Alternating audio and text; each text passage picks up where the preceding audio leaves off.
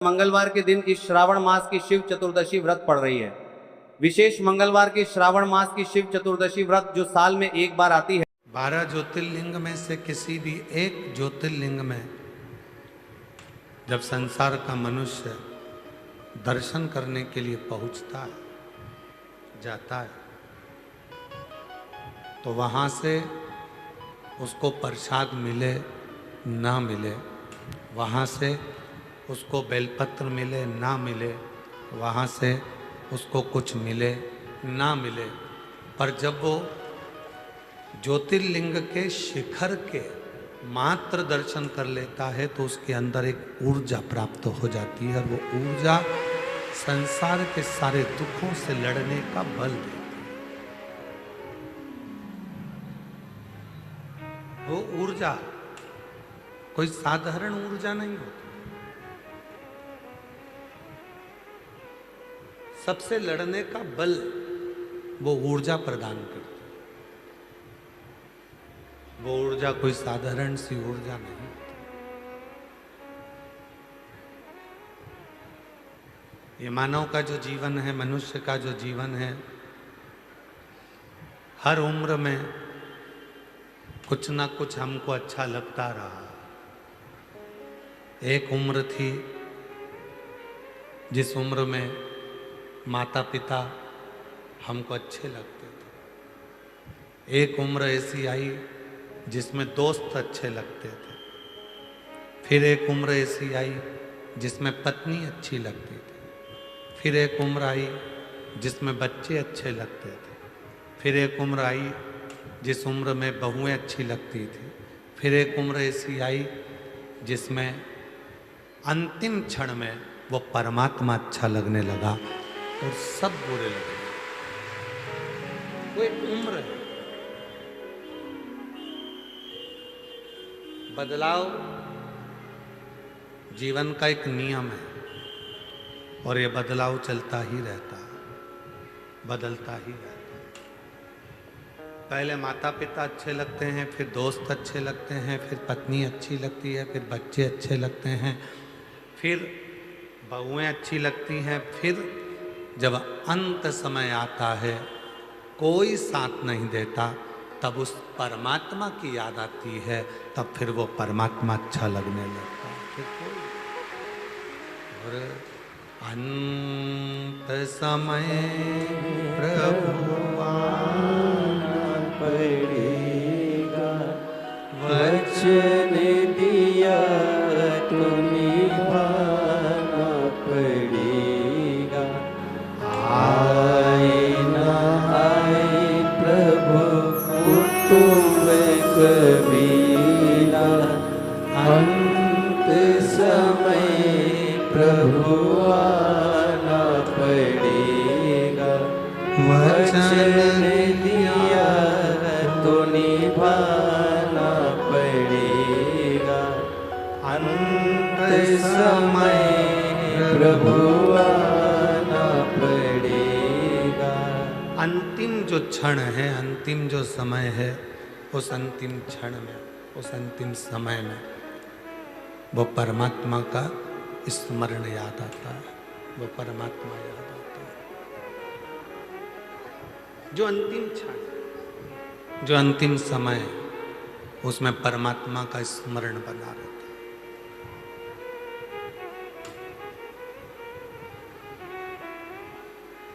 जब आपको शुगर की बीमारी होती है ना, तो डॉक्टर आपसे पूछते हैं तुम्हारे माता पिता को थी क्या, तुम्हारे परिवार में किसी को थी क्या?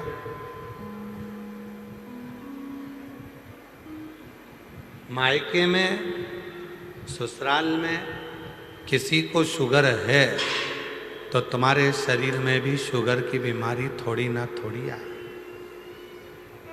बीपी की बीमारी, ब्लड प्रेशर की बीमारी परिवार में किसी को है तो तुम्हारे को थोड़ी ना थोड़ी जरूर आए। थायराइड तुम्हारे परिवार में किसी ना किसी को है तो वो थोड़ा ना थोड़ा तुमको जरूर आए। जब बीमारी पीढ़ी दर पीढ़ी आ सकती है, रोग माता पिता से हमें प्राप्त हो सकता है, तो शिव जी के चढ़ाए गए एक लोटे जल का फल माँ बाप का क्या बच्चों को प्राप्त नहीं हो सकता?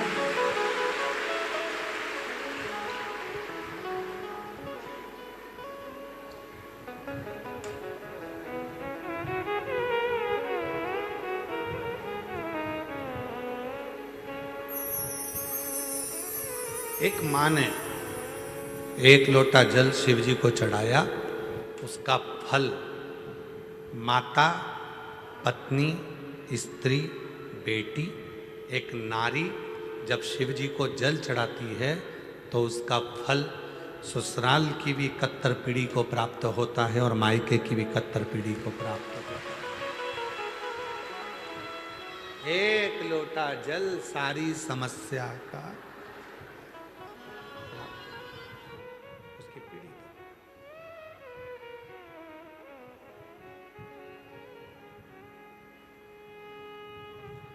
माँ को शुगर थी, बच्चे को आई। पिताजी को शुगर थी, बच्चे। माँ को बीपी था, पिताजी को बीपी था, बच्चों को आई। जब माता पिता के बीमारी के लक्षण बच्चों को आ सकते हैं तो फिर माता पिता के पुण्य के लक्षण भी संसार के बच्चों को जरूर प्राप्त।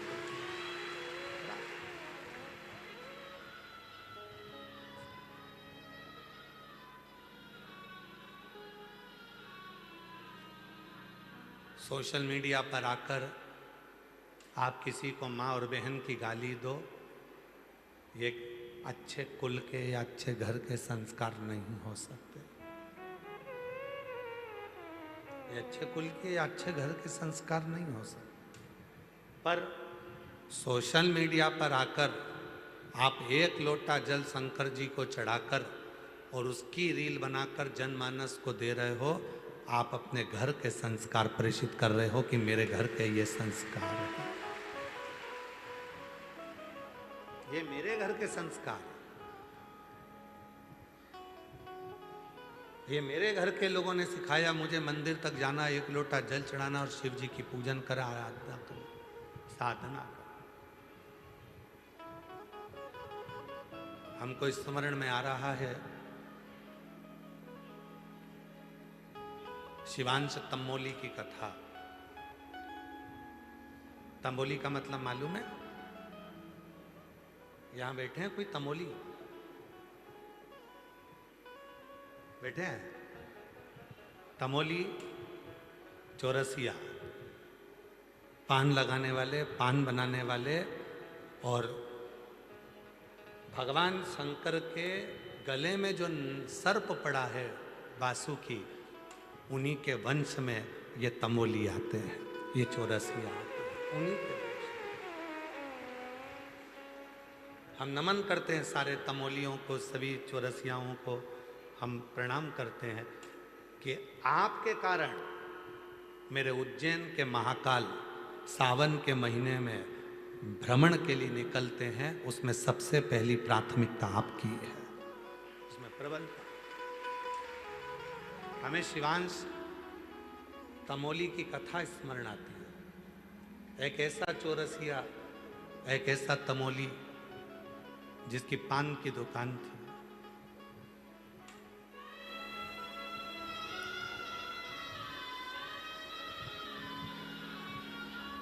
पान की दुकान है जिसकी। उज्जैनी अवंतिकापुरी में रहता है। एक छोटी सी गुमठी थी, कपड़े पर पान रख लेता था, उसी को लगा लगा कर सबको बेचा करता था। महाकाल के दर्शन का रोज का नियम था, बिना महाकाल के दर्शन के एक दिन भी वो तमोली नहीं रहता था। वो शिवांश तमोली, वो चौरसिया एक दिन भी बिना शिव के दर्शन के नहीं रहता था। एक दिन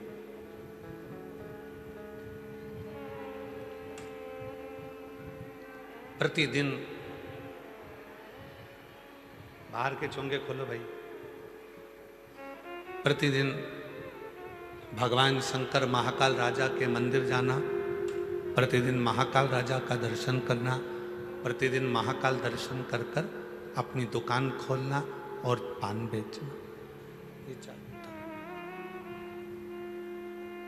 प्रतिदिन रोज। और जब वो शिव जी के दर्शन कर कर वो तमोली चला जाता, तब मेरे महाकाल बाबा ठहाका लगाकर हंसते रोज। और पार्वती जी उनसे पूछती, जब भी ये तमोली आता है, जब भी ये चौरसिया आता है और ये तमोली पान बेचने वाला तुम्हारे पास आकर दर्शन कर कर जाता है और तुम ठाका लगाकर हंसते हो, तुम इतनी तेज मुस्कुराते हो, क्यों? शिव जी कहते हैं, पार्वती मैं तुझे क्या बताऊं, बोल नहीं सकता मैं कि ये क्यों हंसता। पार्वती जी ने कहा, कालों का काल महाकाल, और जब कालों का काल महाकाल हंसे तो कोई बात साधारण नहीं हो सकती। सत्य बताओ, ये तमोली रोज आता है, दर्शन कर कर जाता है और तुम ठाका लगाकर हंसते हो, क्यों? शिव जी ने कहा, पार्वती ये तमोली एक ऐसा तमोली है, मेरे इतने भक्त मेरा दर्शन करने के लिए आते हैं, सब कुछ ना कुछ मांगते हैं, पर ये तमोली एक ऐसा है जो मुझसे कुछ नहीं मांगता, बस मुझे रोज निमंत्रण देकर जाता है कि एक बार मेरी दुकान पर पान खाने जरूर आना।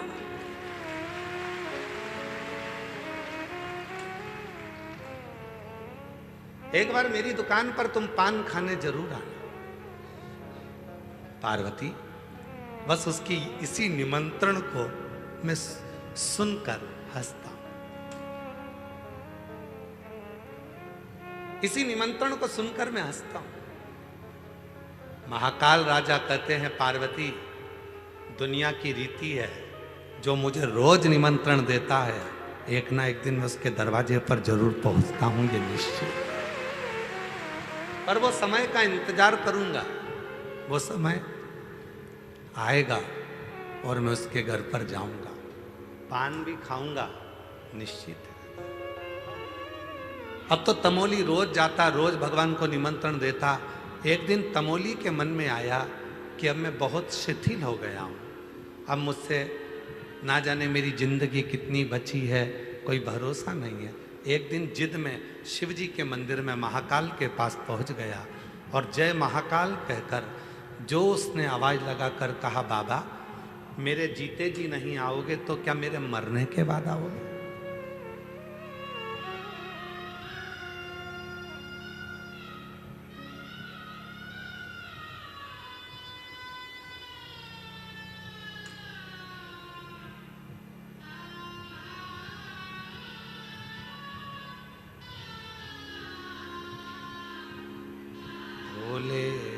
भोलेनाथ सुनो मेरी अर्जी सुनो, त्रिपुरारी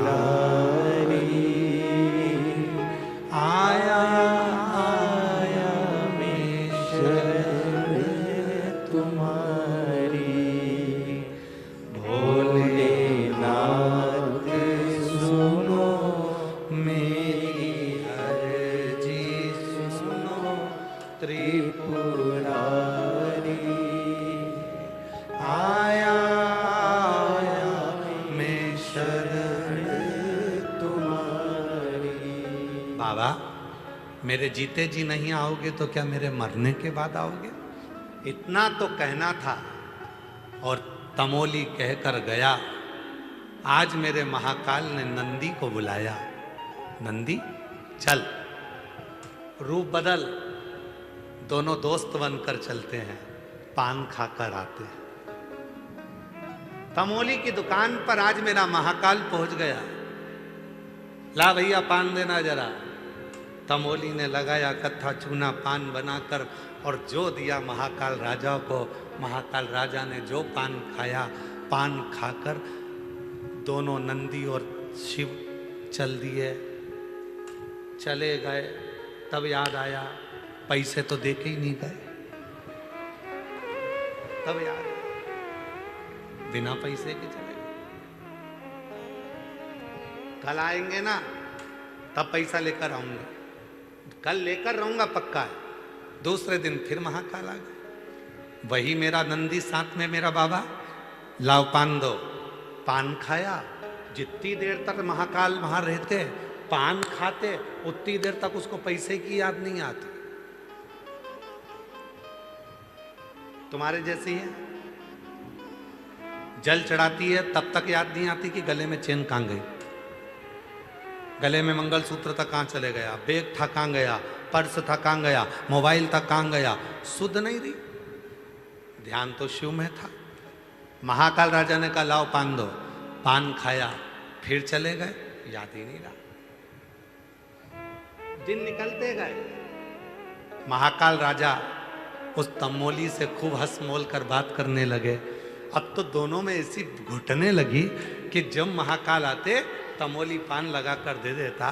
कभी कभी भगवान सुपारी ज़्यादा मांग लेते तो कभी कत्था ज़्यादा लगवा लेते, पर तमोली को पैसे की याद नहीं आती। पैसे की याद कब आती? जब महाकाल चले जाते।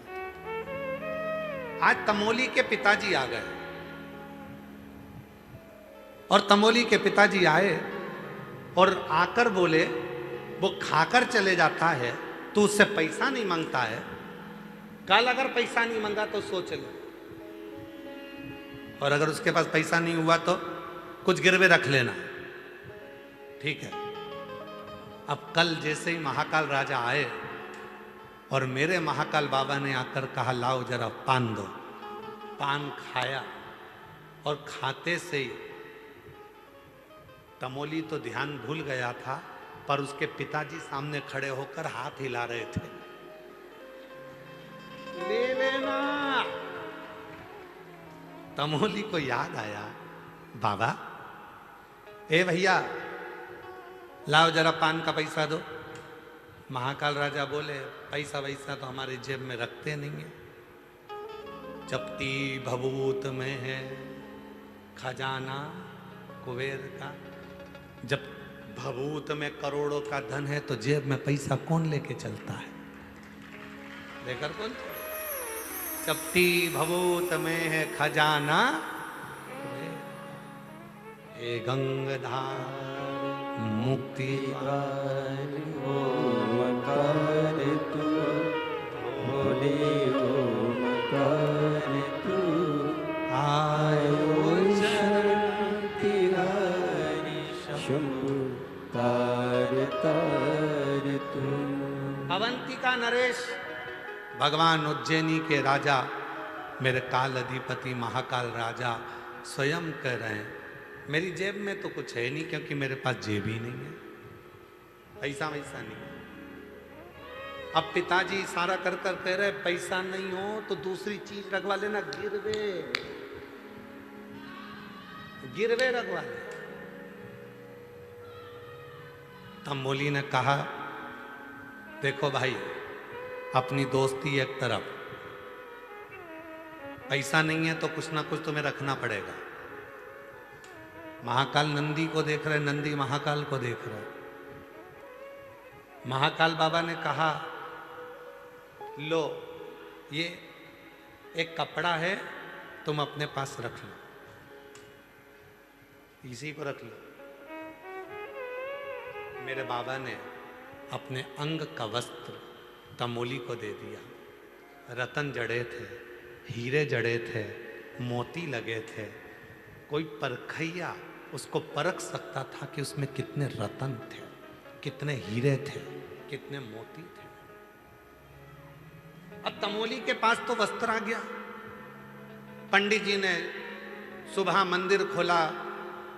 जैसे ही अवंतिका नाथ उज्जैनी नरेश महाकाल का जैसे ही मंदिर खोला तो जो कपड़ा करोड़ों का था वो कपड़ा मंदिर से गायब था। सूचना मिल गई कि महाकाल के मंदिर में कोई चोरी हो गई है और कपड़े चले गए हैं महाकाल राजा के। अग्नि की तरह बात पूरी अवंतिका में पहुंच गई कि महाकाल राजा का कोई कपड़ा चोरी चले गया, कोई चोर आया था, कोई चोर आया। बात चलते चलते चलते चलते चलते चलते तंबोली की दुकान पर पहुंच गई कि तुम्हें मालूम है महाकाल राजा के मंदिर में उनका कपड़ा चले गया चोरी। कपड़ा? हाँ। तो कपड़े में ऐसा क्या था? करोड़ों का कपड़ा, रतन जड़े थे, मोती लगे थे, नीला कलर का था, नीचे केसरिया बॉर्डर थी, उसमें रतन माणिक लगे थे, सोने के तार लगे थे। उसने जो सुना नीला रतन जड़ा पीली बॉर्डर, वो तो मेरे पास है, वो तो मेरे पास है। पर मुझे तो दूसरे देकर गए थे। तमोली को लगा जरूर वो दोनों चोर होंगे, चुरा कर लाते थे, पान खाते थे और मुझे देकर चले गए। तमोली उस कपड़े को लेकर महाकाल के मंदिर में पहुंच गए। कहा महाराज जी ये कपड़ा सब दूर ढूंढा जा रहा है, ये तो मेरे पास है, तुम्हें किसने दिया? तो कहा कोई 2 रोज मेरे यहाँ पान खाने आते थे, पैसे मंगे तो नहीं दिए, उन्होंने ये कपड़ा दे दिया। कपड़ा दे दिया? हाँ। ये कपड़ा दिया? हाँ। बात पहुंची कारागार में, तमोली को बंद करने लगे कि इसने ही ये कपड़ा चुराया होगा। जैसे ही कारागार में बंद करने वाले थे, इतने में भगवान तमोली ने महाकाल राजा से कहा बाबा मैंने तो तुमसे एक ही बार कहा था कि मेरा पूरा हिसाब कर जाओ, तुमने ऐसा हिसाब करा कि मुझे कारागार में पटक दिया। अब छुड़ाओ आके। महाकाल राजा मंदिर से बाहर निकले, कारागार के बाहर खड़े होकर कहते हैं ये मेरा ही भक्त है, मैंने ही अपना वस्त्र इसी को दिया, मेरा भक्त। छुड़ा दिया। मेरे महाकाल बाबा जाने लगे। तमोली ने पीछे से आवाज लगाया रुक जा, हिसाब तो बराबर कर जा, हिसाब बराबर करो पहले। शंकर भगवान लौट कर आए नंदी के साथ में। तमोली बोल क्या हिसाब बराबर करूं, कितना धन दूं, कितना वैभव दूं? तमोली ने कहा हिसाब बराबर करने में केवल एक वर दे दो। जैसे आज मेरे लिए आप यहाँ आए हो, श्रावण का जब महीना हो, प्रत्येक जीव के कल्याण के लिए आप अवंती का नरेश बाहर निकल कर आ जाओ। बस प्रत्येक जीव।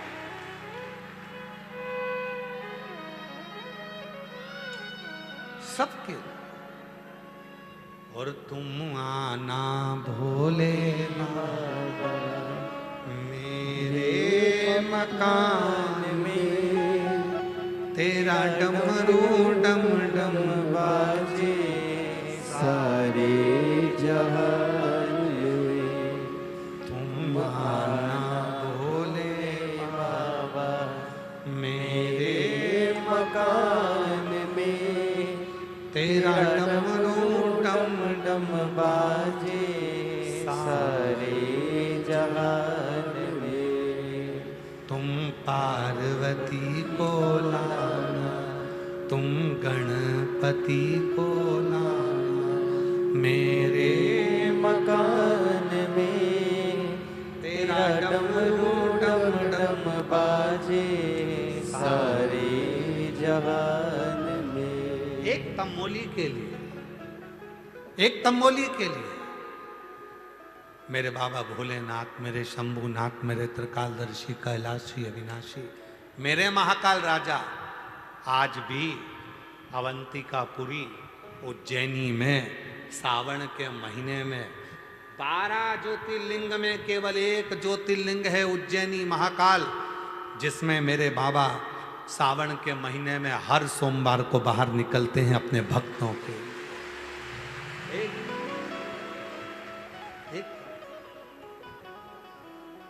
क्या चाहिए शिव जी को? केवल तुम्हारा भाव, शुद्ध भाव और कुछ नहीं।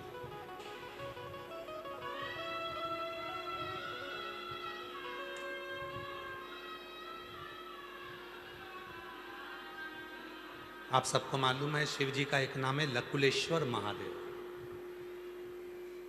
सभी लोग बोलो साथ में, लकुलेश्वर महादेव। शिव जी का एक नाम है लकुलेश्वर महादेव, जिसमें भगवान शंकर अपने हाथ में एक छड़ी रखे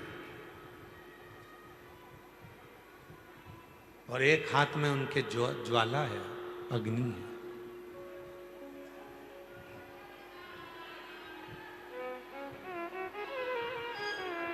नहीं चल रहा है, एलईडी नहीं चल रही है क्या? एलईडी नहीं चल रही है कि माइक नहीं चल रहा है? एलईडी, एलईडी वाले एलईडी चलाएं।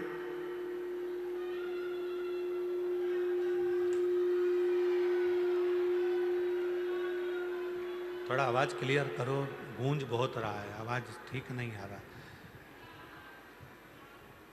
शिव जी का नाम है एक लकुलेश महादेव, लकुलेश्वर महादेव। शिव जी के हाथ में, एक हाथ में छड़ी है, दूसरे हाथ में अग्नि है।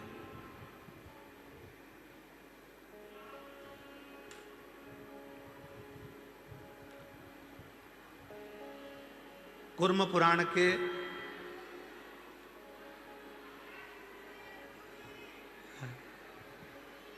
आवाज नहीं आ रही है,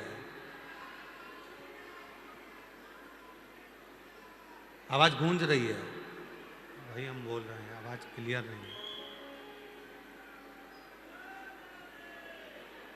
शिव जी का एक नाम है लकुलेश महादेव। कूर्म पुराण के अध्याय नंबर 53 में, वायु पुराण के अध्याय नंबर 23 में, लिंग पुराण के अध्याय नंबर 24 में लकुलेश महादेव का वर्णन है। लकुलेश जिनके एक हाथ में छड़ी है और दूसरे हाथ में अग्नि है, लकुलेश।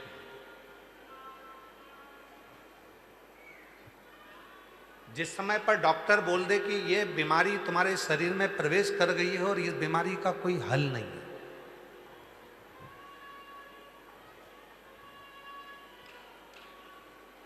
कई बच्चे ऐसे हैं, कई बुजुर्ग ऐसे हैं जिनके शरीर के पांव काम नहीं कर रहे हैं, हाथ काम नहीं कर रहे हैं, धीरे धीरे उनका शरीर शिथिल होते जा रहा है, शरीर की नाड़ियां काम करना बंद कर देती हैं या शरीर काम करना बंद कर देता है। उनके लिए लकुलेश्वर महादेव का स्मरण बहुत जरूरी है। एक हाथ में छड़ी है लकुलेश महादेव और एक हाथ में अग्नि है। थोड़ा सावधानी से सुनिएगा, बड़ा सुंदर प्रसंग।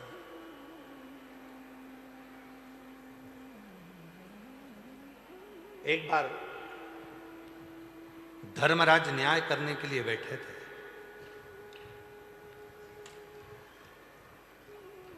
और धर्मराज न्याय करने पर जब बैठे थे,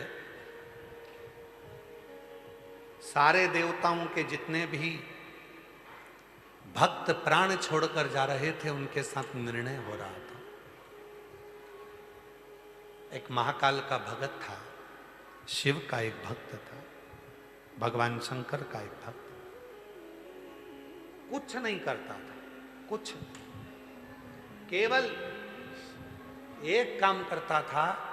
ना उसके पास में धन था, ना उसके पास में वैभव था, ना उसके पास में दौलत थी, ना उसके पास में संपदा थी।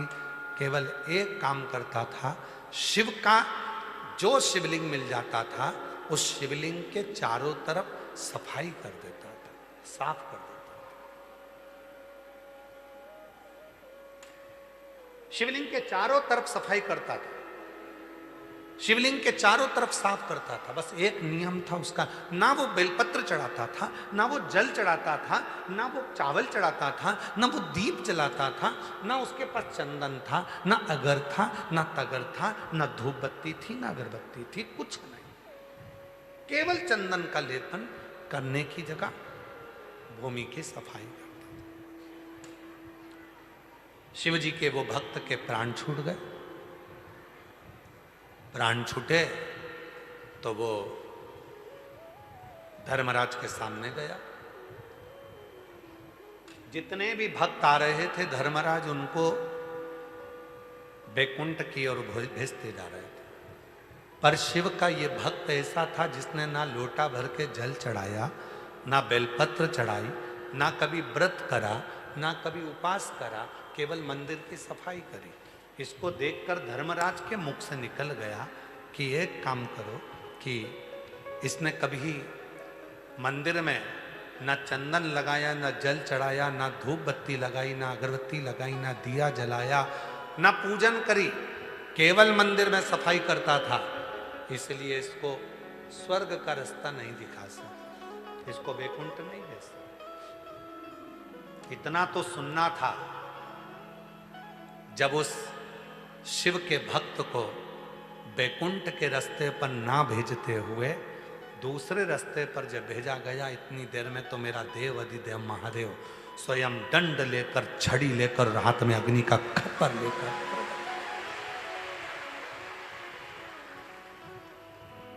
धर्मराज, मेरे भक्त का निर्णय करने के लिए तुझे नहीं बिठाया। सुनो धर्मराज, सुनो धर्मराज, 33 कोटि देवताओं के जितने भक्त हैं उनका निर्णय तुम करोगे। दुनिया के सारे जीवों का निर्णय तुम करोगे, पर शंकर के मंदिर के दरवाजे के सामने से भी अगर कोई निकल कर चले जाए उसका निर्णय केवल मैं करूंगा, कोई दूसरा।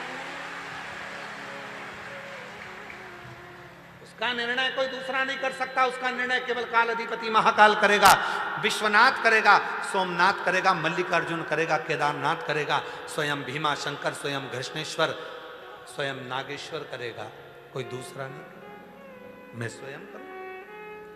धर्मराज काल अधिपति महाकाल के हाथ जोड़ लिए, भगवान शिव के हाथ जोड़ लिए, और शिव जी के हाथ जोड़कर धर्मराज ने कहा, प्रभु आज आप छड़ी लेकर, दंड लेकर हमारे पास में आए हो, आज के बाद कोई शिव के मंदिर के सामने से अगर भूल से भी निकल कर चला जाएगा उसको मैं कभी जिंदगी में नरक का रास्ता नहीं दिखाऊंगा, उसको वैकुंठ का ही मार्ग, उसको वैकुंठ का ही। शिव जी का नाम हो गया लकुलेश। फिर से बोलो एक बार, लकुलेश महादेव, लकुलेश्वर महादेव। कूर्म पुराण के अध्याय नंबर 53 में, वायु पुराण के अध्याय नंबर 23 में, लिंग पुराण के अध्याय नंबर 24 में लकुलेश्वर महादेव का वर्णन आता है। स्कंद पुराण के अवंतिका खंड में भी लकुलेश्वर महादेव का वर्णन आता है। अगर स्कंद पुराण पढ़ोगे तो उसमें अवंतिका खंड में भी लकुलेश्वर महादेव का वर्णन आता है। लकुलेश्वर शिव जी का एक ऐसा नाम, जब शरीर की कोई नस, कोई नाड़ी चौक हो जाए, पाँव ना चले, हाथ ना चले, शरीर शिथिल हो जाए, डॉक्टर कह दें कि इस बीमारी का कोई हल नहीं है, तब आखिरी में लकुलेश्वर महादेव का स्मरण करा जाता है। लकुलेश्वर 7 दुर्वा ली जाती है, 7 दुर्वा छोटी छोटी 7 दुर्वा ली जाती है। और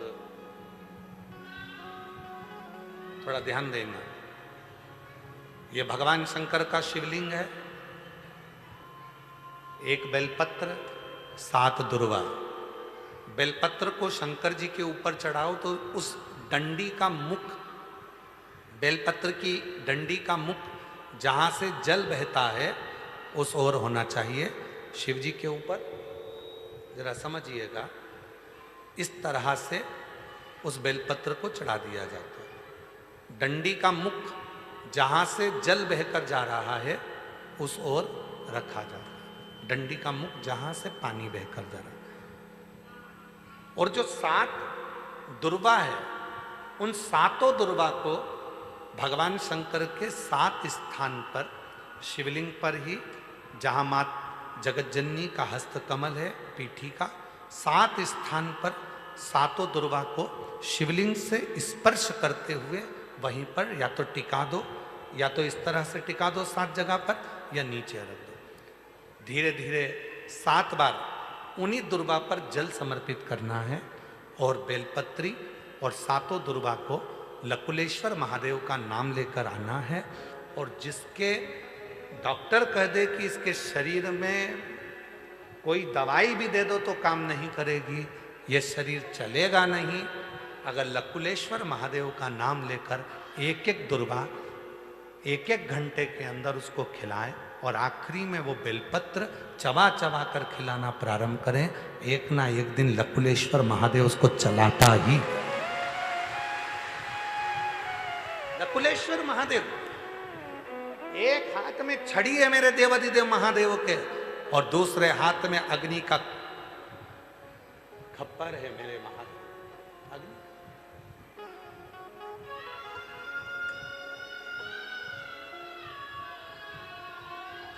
वो निर्णय देता है। एक पत्र अच्छा है, देखिए पत्र अच्छा है।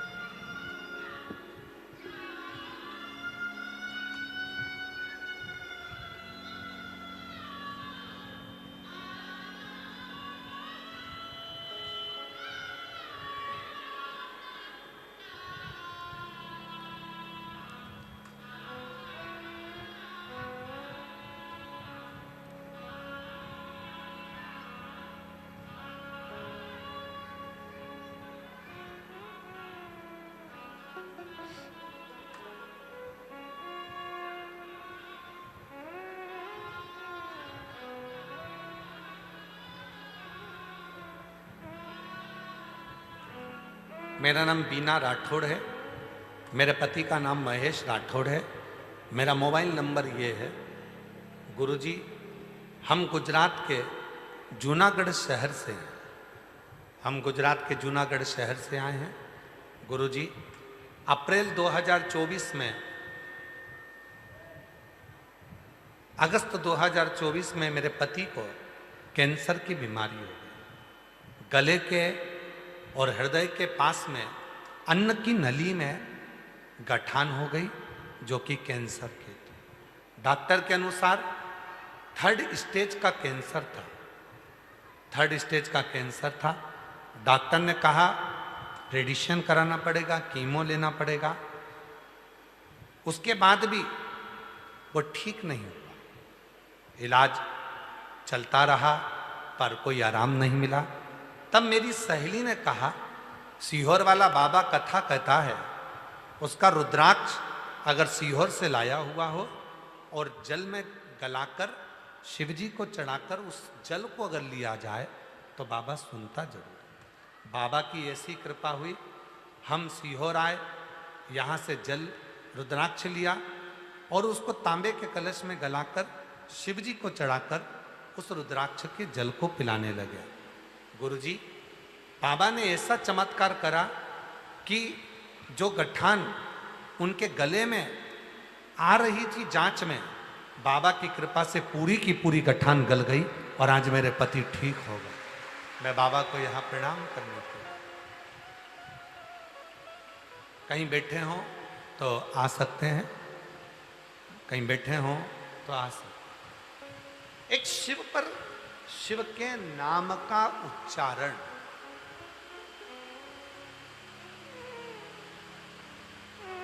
शिव के नाम का स्मरण हमारे जीवन को सुख करता है।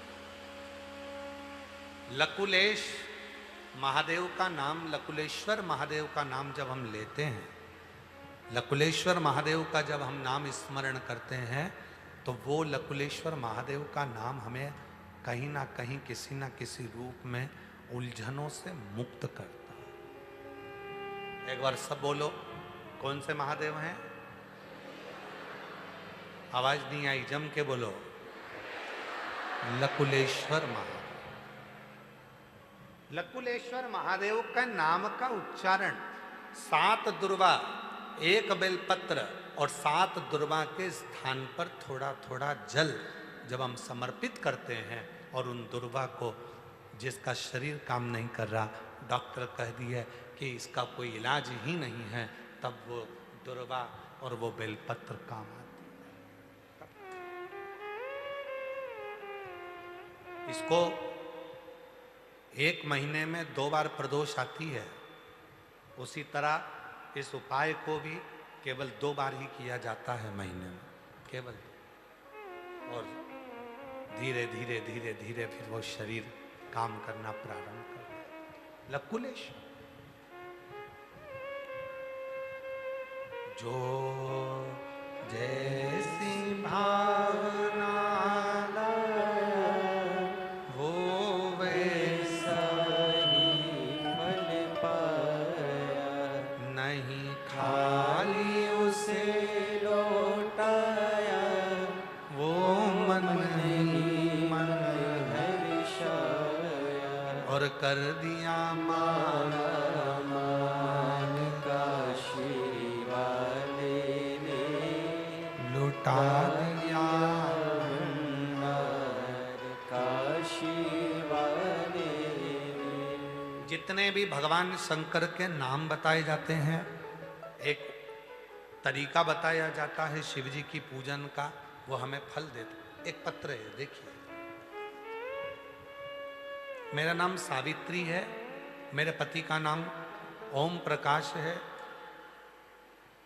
गुरुजी, मैं पानीपत की रहने वाली हूँ, कहीं बैठी हो तो आ सकते हैं। मेरा नाम सावित्री है, मेरे पति का नाम ओम प्रकाश है।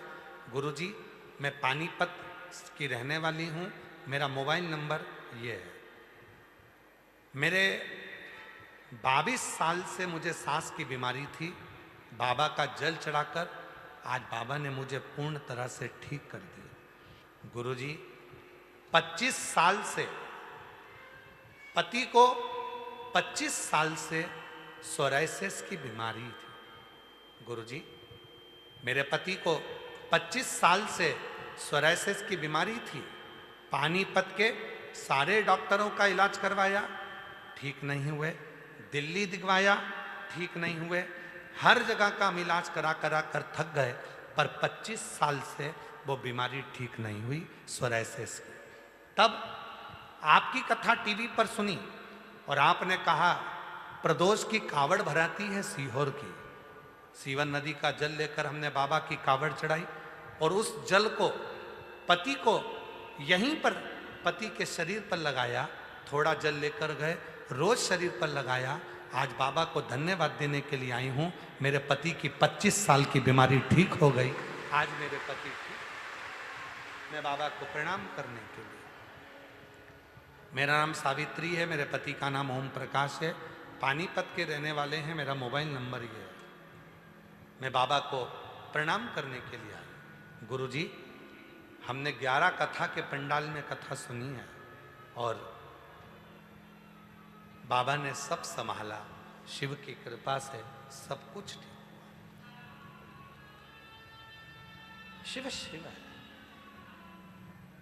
वो साधारण नहीं।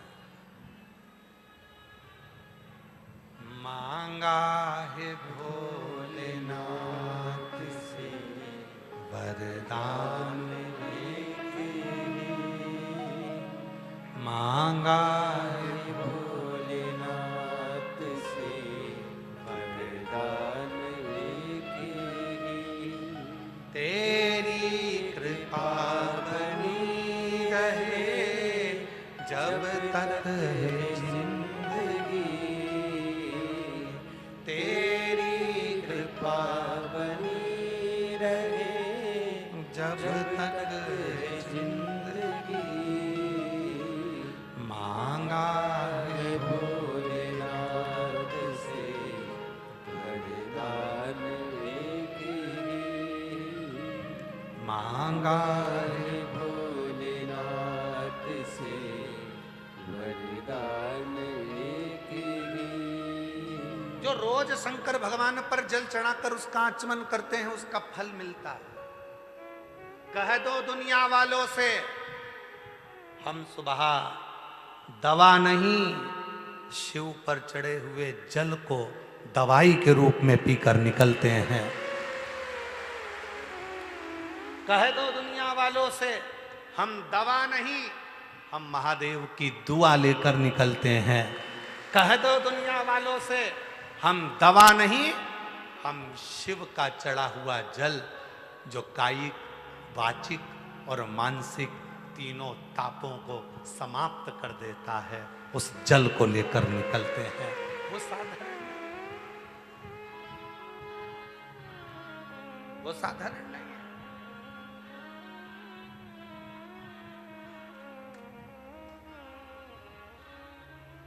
उससे प्रीत, उसके चरणों की प्रीति साधारण।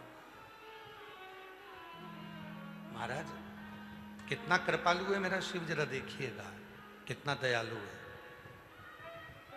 क्रतु ऋषि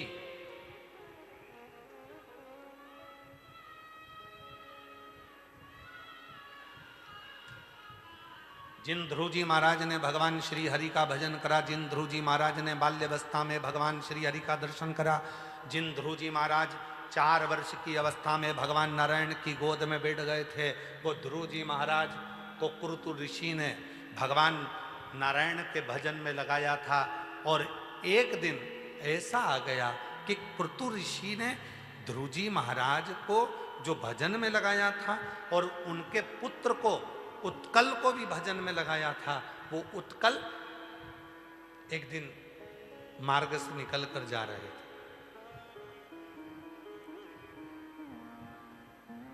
और सामने से सुतपा ऋषि आ रहे थे। सुतपा ऋषि सामने से निकल कर आ रहे थे, स्नान कर कर आ रहे थे। सरोवर का स्नान कर कर सुतपा ऋषि जब आए तो उन्होंने ध्रुव जी के बेटे उत्कल को देखा। उत्कल उस समय राज सिंहासन पर बैठे थे, चारों तरफ उनका राज्य था। थोड़ा सा कुछ बात संवाद हुआ और सुतपा ब्राह्मण ने उत्कल, ध्रुव जी के बेटे उत्कल को श्राप दे दिया, तुम श्रीहीन हो जाओगे, तुम्हारे घर में कोई संपदा नहीं रहेगी, कोई लक्ष्मी नहीं रहेगी, कोई वैभव नहीं रहेगा, कोई धन नहीं रहेगा। सुतपा के चरण पकड़ लिए उत्कल। ए ब्राह्मण देवता, तुम ऐसा श्राप दे रहे हो कि मेरे घर में धन नहीं होगा, श्रीहीन हो जाऊंगा, वैभव नहीं होगा। मैं तुम्हारे चरण पकड़ता हूं। मैं अगर धनहीन हो गया, मेरी पूरी प्रजा भूखों से मर जाएगी, भूखी रह जाएगी, उसको अन्न कहां से आएगा। सुतपा ब्राह्मण ने कुछ नहीं कहा और चल दिया। उत्कल बड़े दुखी हो गए।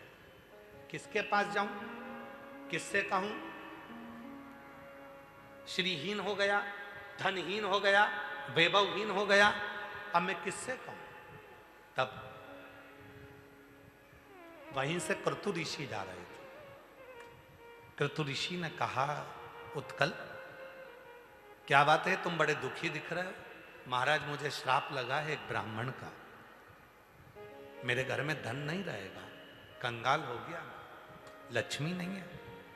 मैंने अपने नगर के सारे विद्वान ब्राह्मणों को, सारे पुरोहितों को, सारे विद्वत जन को बुलाकर पूछ लिया, सबने कह दिया तुम धनहीन हो गए हो, तुम कंगाल हो गए हो, तुम श्रीहीन हो गए हो। परसों की कथा में कहा था, बुखार आएगा कोई भी हाथ पकड़ लेगा, स्वास्थ्य खराब होगा कोई भी तुम्हारा हाथ पकड़ लेगा, पर समय खराब होगा तो कोई तुम्हारा हाथ नहीं पकड़ेगा, कोई पकड़ने वाला नहीं होगा। स्वास्थ्य खराब होगा तो कोई भी हाथ पकड़कर बाथरूम ले जाएगा, स्वास्थ्य खराब होगा तो कोई भी हाथ पकड़कर तुमको पलंग पर सुला देगा, स्वास्थ्य खराब होगा तो तुम्हें हाथ पकड़कर लोग खाना खिला देंगे, स्वास्थ्य खराब होगा तो लोग तुम्हें चाय पिला देंगे, स्वास्थ्य खराब होगा तो कोई भी हाथ पकड़ लेगा, पर समय खराब होगा तो कोई तुम्हारा हाथ नहीं पकड़ेगा। समय खराब होने पर तो केवल एक देव अधिदेव महादेव तुम्हारा हाथ पकड़ते हैं, बाकी का कोई नहीं। क्रतु ऋषि ने देखा कि उत्कल धनहीन हो गया, वैभवहीन हो गया, सत्ताहीन हो गया, उसके पास में संपदा नहीं है, धन नहीं है, वैभव नहीं है, बड़ा दुखी हो गया। क्यों चिंता करते हो, मैंने भगवान विष्णु की भी आराधना करी। विष्णु जी ने मना कर दिया कि मैं तुम्हें धन नहीं दे सकता क्योंकि तुम्हें ब्राह्मण का श्राप लगा। ब्रह्मा जी की आराधना करी मैंने, उत्कल कहते हैं, पर ब्रह्मा जी ने भी कह दिया कि तुम्हें ब्राह्मण का श्राप लगा है, तुमको धन नहीं मिलेगा। अब मैं क्या करूं? क्रुत ऋषि ने कहा कुछ मत कर, कुछ मत कर, केवल एक काम कर, कोई शिव का भक्त निकल कर जा रहा हो उसका मुख झूठा करा दे। हम जब इस व्यासपीठ से कहते हैं ना कि कुछ नहीं हो तो अपने साथ में 2 पानी की बोतल लेकर चलो, एक खुद के लिए, एक अड़ोसी पड़ोसी के लिए। हम इस व्यासपीठ से कहते हैं कि बन जाए तो 10-20 रुपए की कोई टॉफी, कोई बिस्कुट, कोई पानी का पाउच, कोई पानी की बोतल किसी को देकर देखना, पिलाकर देखना, अगर कोई शिव पुराण का सुनने वाला कोई श्रोता हो, कोई श्रोता। जब मां सीवन के तट से कावड़ चलती है, कुबेरेश्वर धाम तक कावड़ पहुंचती है, उसके बीच बीच में बहुत सारे स्टॉल लगते हैं। कोई पानी पिलाता है, कोई चाय पिलाता है, कोई बिस्कुट खिलाता है, कोई नाश्ता खिलाता है।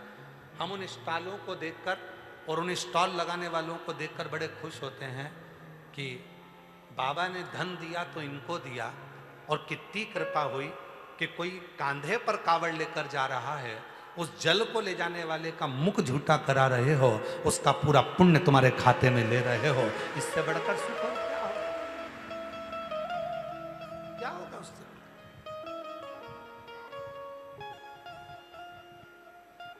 लोग कहते हैं, सियोर वाला बाबा कहता है कि कथा में मुख झूठा कराओ, टॉफी खिला दो, बिस्कुट खिला दो, पानी पिला दो, कुछ खाने पीने का घर से आ रहे हो तो 2 रोटी ज़्यादा बनाकर अचार का मसाला लगा कर ले आओ, अपनी अड़ोसन पड़ोसन धड़ोसन को दे दो, कथा में उसका मुख झूठा करो। उसका फल क्या है? ध्रुव जी महाराज के बेटे उत्कल जो राज्य सिंहासन पर थे, सुतपा ब्राह्मण के श्राप द्वारा धनहीन हो गए, वैभवहीन हो गए, सत्ताहीन हो गए, धन चले गया, संपदा चली गई, सारा श्री चले गया, कुछ भी नहीं बचा, सारा वैभव चले गया, सारा धन चले गया, बड़े दुखी थे, मेरा नगर कैसे खाएगा, क्या होगा? तब क्रुत ऋषि ने कहा एक काम करो। जब भगवान नारायण ने कह दिया कि ब्राह्मण का श्राप लगा है, मैं कुछ नहीं करूंगा। ब्रह्मा जी ने कह दिया ब्राह्मण सुतपा ब्राह्मण का श्राप लगा है, मैं कुछ नहीं करूंगा। इंद्र ने मना कर दिया, लक्ष्मी ने मना कर दिया, सबने मना कर दिया। तब एक दरवाजा खुला है, वो देव अधिदेव महादेव का दरवाजा खुला है। तू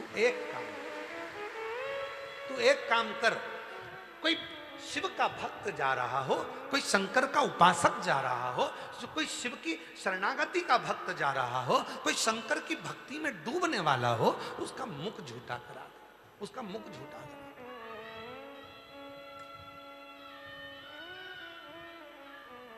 कर्तु ऋषि ने जैसे कहा, उत्कल शिव मंदिर जाने वाले भक्तों के मुख को जल देने लगे।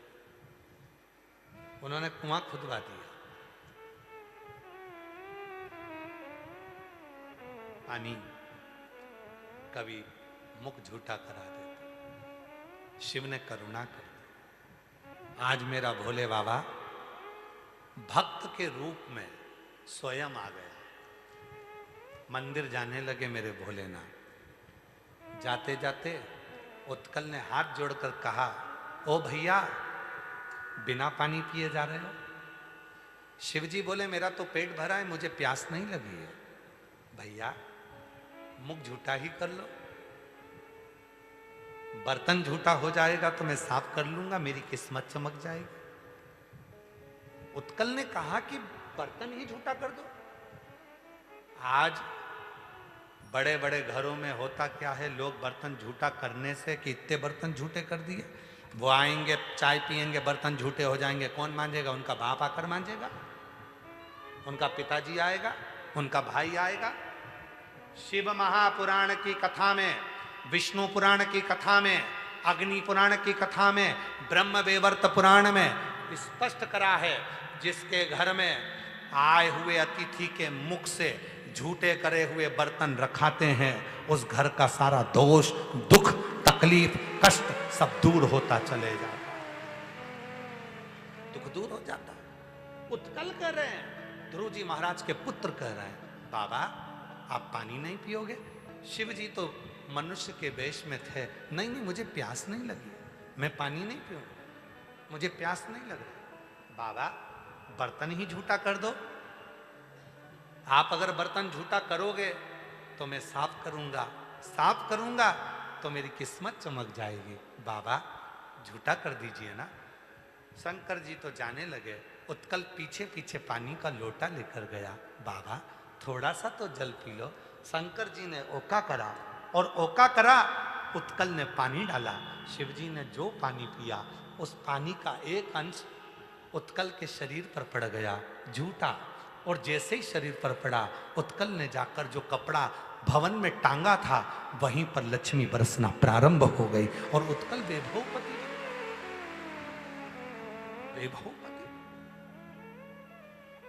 तेरी कृपा बिना न हिले एक भी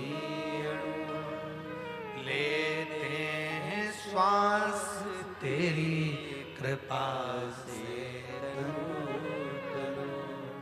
बखान क्या करूं मैं राखो के ढेर का, चपटी भभूत मेरे खजाना। जाना कुबेर का। क्या ना दे शिव, क्या ना दे शंकर। देखो इस कुबेरेश्वर धाम पर आए हुए शिव जी के इन भक्तों का नजारा देखो।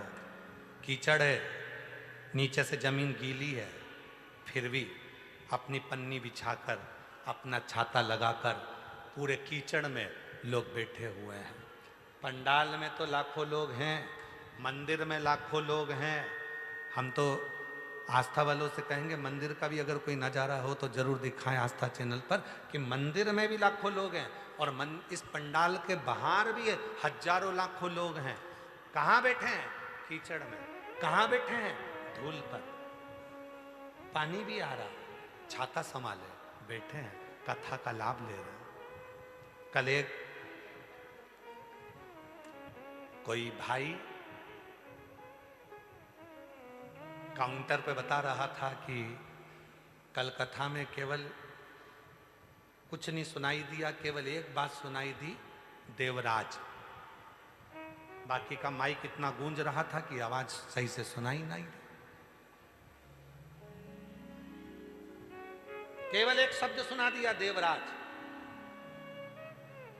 3 नंबर काउंटर पे उसने अपनी बात कही, अगर वो बैठा होगा तो खड़ा हो जाएगा।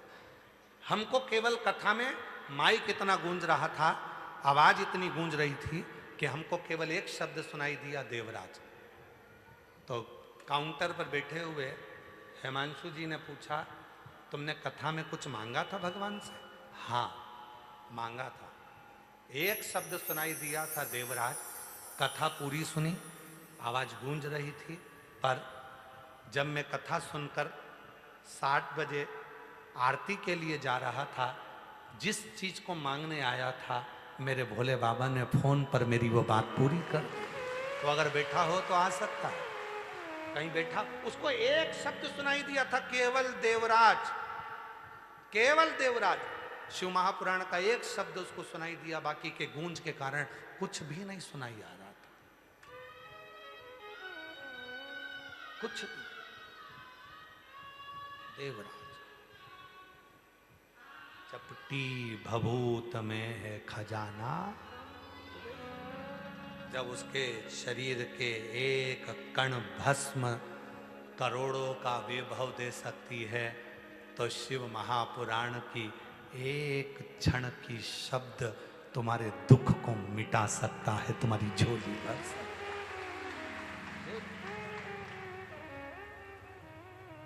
उसको पुकारो, उस समय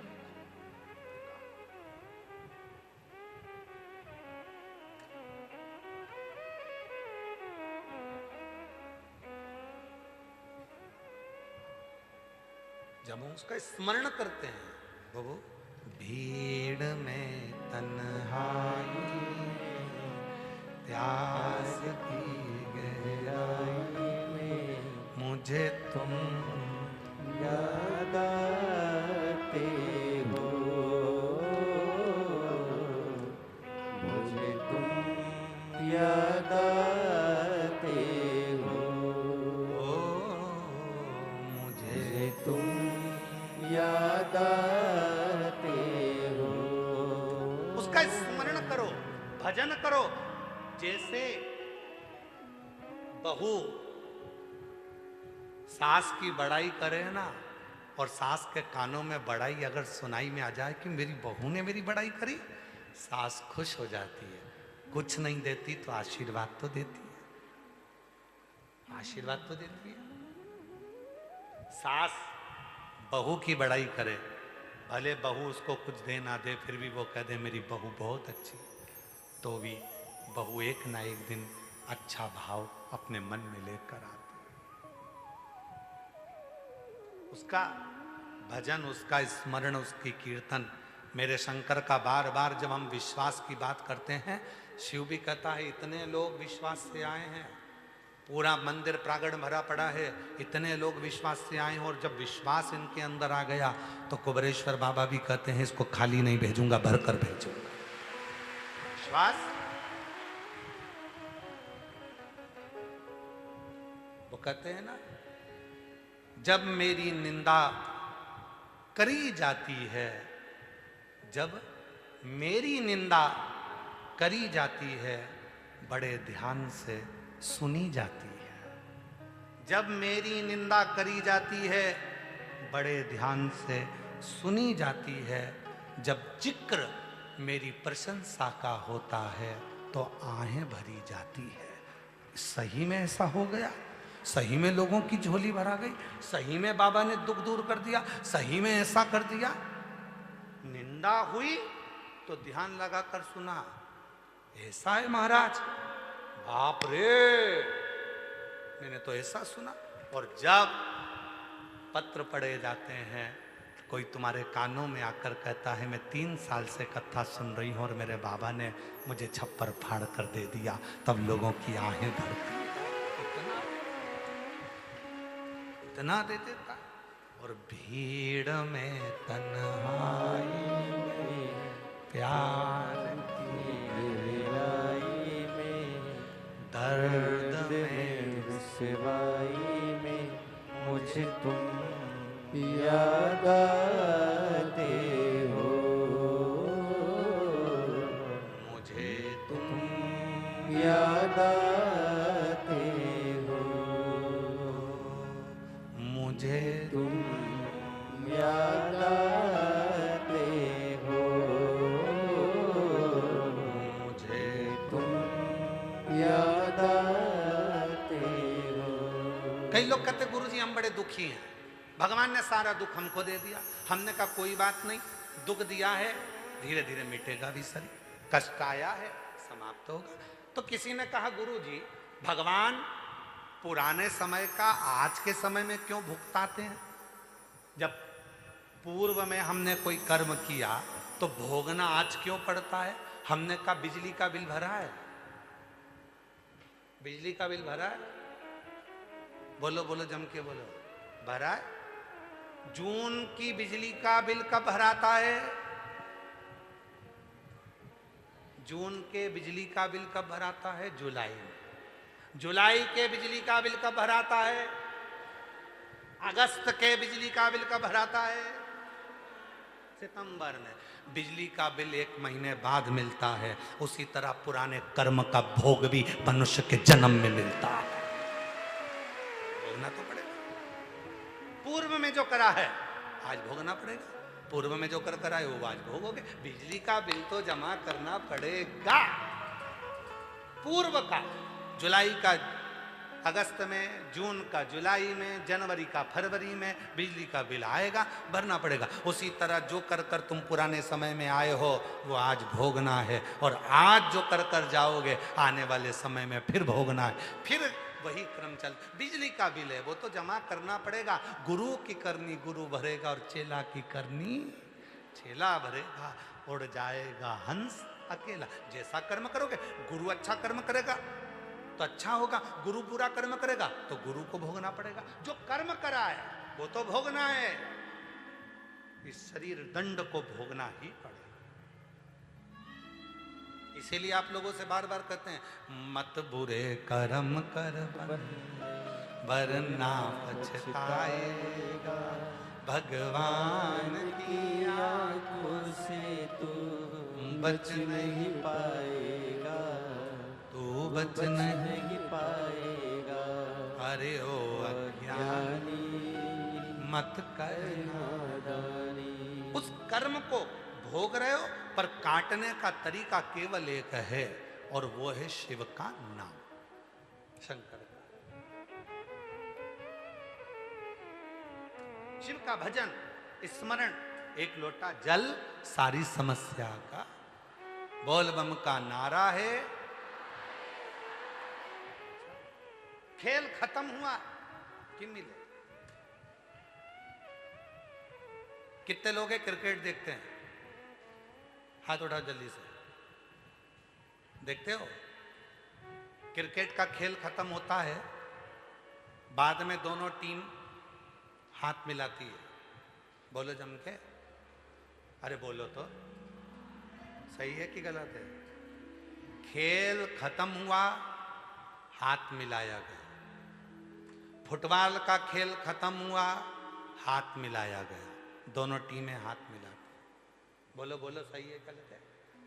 कबड्डी का खेल खत्म हुआ, हाथ मिलाया गया। हॉकी का खेल खत्म हुआ, हाथ मिलाया गया। और अपना खेल खत्म हुआ, पितरों में मिलाया गया।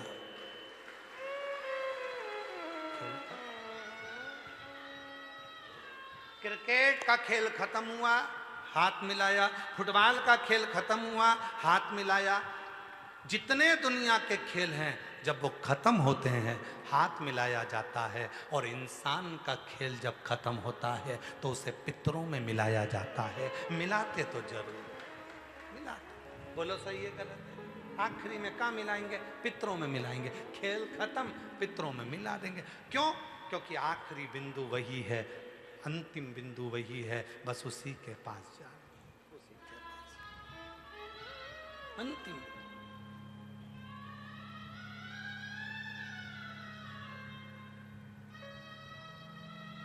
उसी के करीब में जाना, उसी के।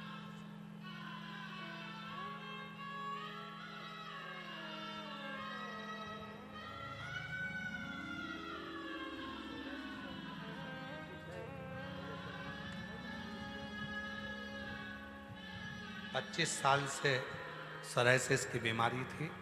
बाबा की पूरे शरीर में सोराइसिस था। कावड़ भरने आया, जल चढ़ाया बाबा ने, और बाबा की कृपा से अब 25 साल के बाद ठीक हुआ। एक बार जोरदार ताली बजाओ।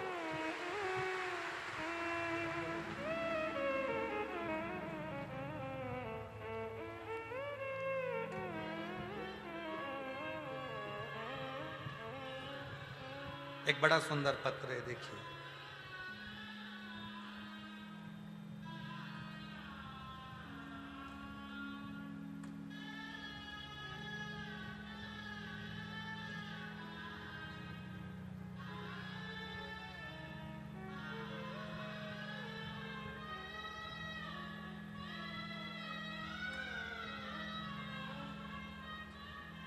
उषा पाटीदार, मेरे पति शिवचरण पाटीदार, हम ग्राम तुमड़ा जिला भोपाल के रहने वाले हैं। तुमड़ा जिला भोपाल से आए हैं। कहीं बैठे हों तो आ सकते हैं। हम आपकी कथा, कृपा से कथा भी सुनते हैं। कुबरेश्वर से ले जाकर कंकर शंकर की पूजा भी करते हैं। आपके कहे अनुसार रुद्राक्ष का जल भी ग्रहण करते हैं। एक लोटे जल का मैं क्या वर्णन करूं? गुरुजी, मेरे पेट में गठान थी, वो बिना ऑपरेशन के ठीक हो गई। ये डॉक्टर बोले थे कि इसका ऑपरेशन कराना जरूरी है, इसका ऑपरेशन जरूरी है, मगर हमने शंकर कंकर पर भरोसा करा और यहाँ आकर कंकर शंकर लेकर गए, रुद्राक्ष लेकर गए, उसी का पानी पीना चालू करा। आज बाबा की कृपा से मेरी पूरी गठान गल गई। मैं बाबा को यहाँ धन्यवाद देने के लिए आई हूँ।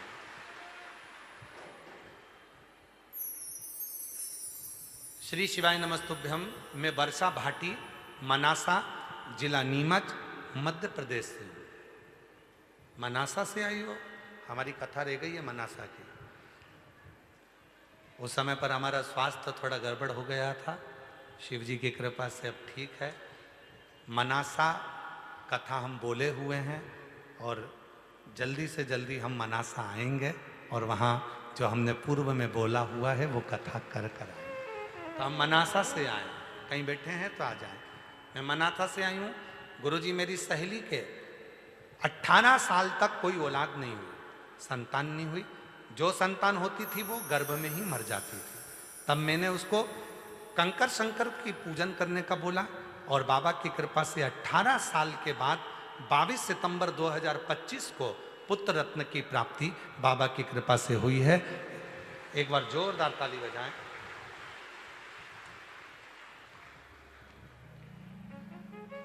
मैं गायत्री साहू, पिता श्री खीकराम साहू, पति सतीश कुमार साहू, ग्राम किरीत, जिला जांजगीर चांपा, छत्तीसगढ़ की निवासी हूँ। कहीं बैठे हों तो आ सकते हैं। छत्तीसगढ़ वालों को भी बहुत बहुत बधाई हो। सावन के महीने में 17 अगस्त से 23 अगस्त तक भिलाई छत्तीसगढ़ के जयंती स्टेडियम में 1 बजे से 4 बजे तक कथा होने जा रही है। सावन में छत्तीसगढ़ वासियों को बहुत बहुत बधाई। मैं चांपा छत्तीसगढ़ की निवासी हूँ। गुरुदेव भोले बाबा की महिमा का क्या गुणगान करूँ। कहीं बैठे हों तो आ सकते हैं। पिछले कई वर्षों से सरकारी नौकरी की तैयारी कर रही थी, लेकिन मेरा किसी भी चयन नहीं हो पा रहा था। फिर मैंने आपके द्वारा बताए गए पशुपतिनाथ का व्रत 1-2 बार नहीं किंतु 4 बार किया। उसके परिणाम स्वरूप भोले बाबा ने मुझे सरकारी नौकरी दे दी और आज ESIC अस्पताल में मैं नर्सिंग ऑफिसर के पद पर नियुक्त हो गई। मैं बाबा को यहाँ धन्यवाद देने के लिए आई हूँ। गुरुदेव इसी में मैं अपना नियुक्ति पत्र एवं परीक्षा परिणाम के साथ भोले बाबा को चरणों में नमन कर रही हूँ। नियुक्ति पत्र भी लगाया है और परिणाम भी लगाया। एक बार जोरदार ताली बजाओ। साधु आपका ये फाइल लेकर जाना हो। और तेरी कृपा का क्या है भरोसा, खुद किस पर बोझा। एक पत्र और है। मेरा नाम शीला अग्रवाल है, मेरे पति का नाम संजय अग्रवाल है। हम भीतरवार ग्वालियर मध्य प्रदेश के रहने वाले हैं। मैं 1 लोटे जल का क्या वर्णन करूं गुरुदेव। शिव की महिमा परम्पार है। हमारे घर के सभी सदस्य शिव भक्त और आपको भी बहुत मानते हैं। मेरी बेटी योगिता अग्रवाल ने 2024 में नीट की परीक्षा दी। उसका सिलेक्शन कुछ अंकों से रह गया। मैंने अपनी बेटी से कहा तू हार नहीं मानना, भोले बाबा को जल चढ़ाना, पशुपतिनाथ का व्रत करना और अपनी मेहनत को 4 गुना करना। सियोर वाला बाबा कहता है बेलपत्री पर शहद लगाकर शिव को चढ़ाना। अपनी मेहनत को 4 गुना कर। बेटी ने वैसे ही करा और नीट 2025 में अच्छे नंबर से सिलेक्शन हो गया। आज मैं बाबा को धन्यवाद देने के लिए आई हूँ कि बाबा की कृपा से मेरी बेटी डॉक्टर बन रही है। बाबा को साधुवाद देने के लिए आई। कहीं बैठी हो तो आ सकती है।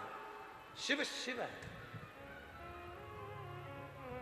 शंकर शंकर, ओगड़दानी ओगड़दानी।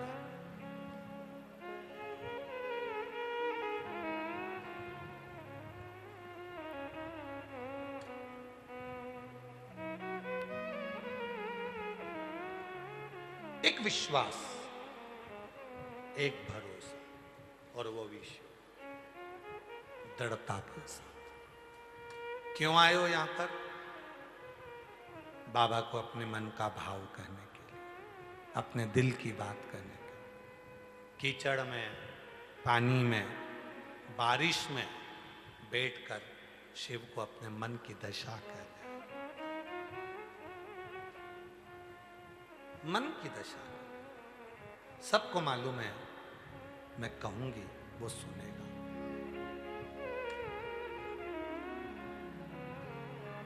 वो सुनेगा।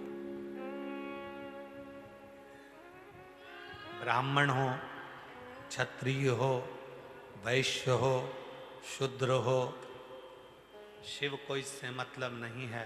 शिव को तो इतना मतलब है कि तू एक लोटा जल जो मुझे दे रहा है वो एक ना एक दिन तेरा कल जरूर बदल कर रखेगा। वो जल तेरा कल।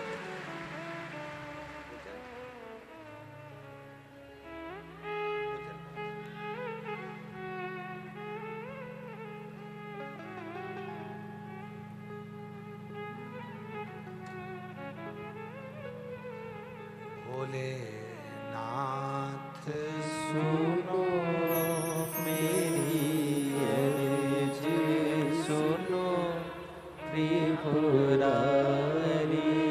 बेटी ने नीट क्लियर करा, एक बार जोरदार ताली बजाएं।